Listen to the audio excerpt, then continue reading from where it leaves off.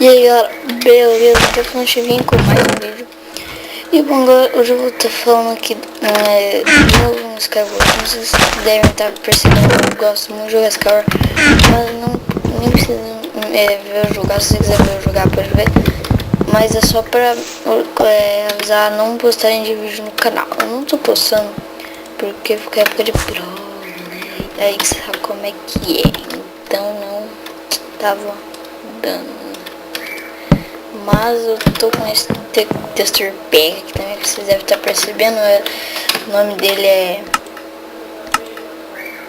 Hugo Pack. Ele é bem bom, não sei que essa palavra.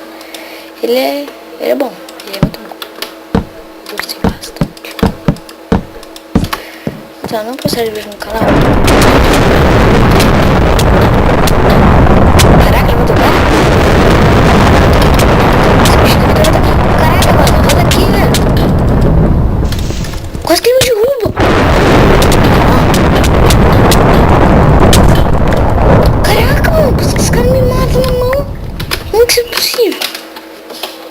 Então, a não postarem vídeo no canal porque tá tendo prova e tal. É só isso que eu queria falar. Não vai ser o vídeo por aqui. Eu vou jogar mais essa parte do Skyward. Eu espero que vocês entendam porque não tenho passado o vídeo.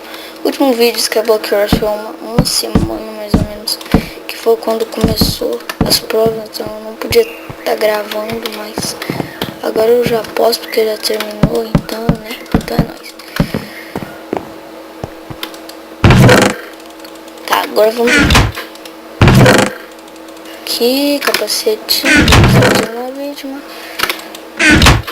O cara fez a ponte pro Fist, mas não chegou no Fist. Olha que coisa legal.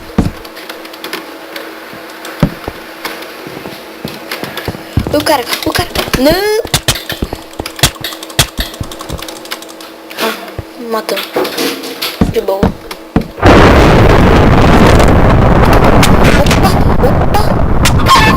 Opa!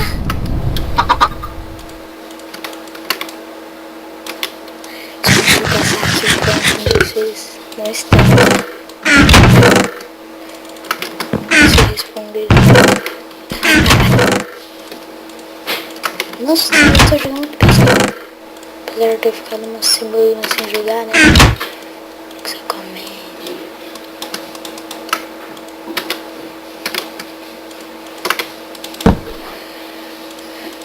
Caraca, velho. Mano do céu.